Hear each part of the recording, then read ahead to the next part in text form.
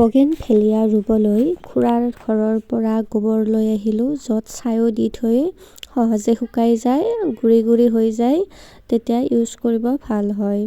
আমাৰ ঘৰৰে ওচৰৰ এইখিনি জেগাত মই ৰুম বুলি ভাবিছোঁ, সেইকাৰণে কোদালেৰে আগতে চহোৱাৰ দৰে কৰি লৈ তাত মই গোবৰখিনি দি দিছোঁ।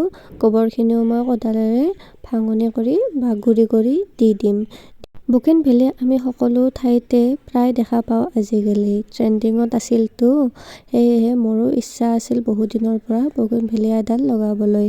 মাহীৰ ঘৰত আছিল, তো মই লৈ আহিলোঁ।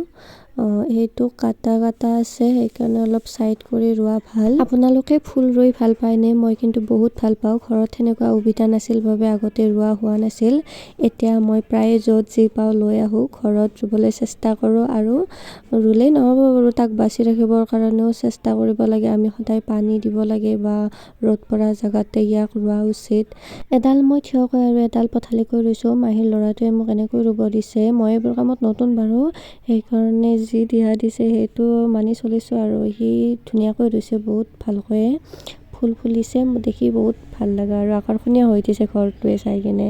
এনেকৈ ৰুই দিছোঁ। মই এইটো যেতিয়া ডাঙৰ হ'ব তেতিয়া আপোনালোকক নিশ্চয় দেখুৱাম। Thank U.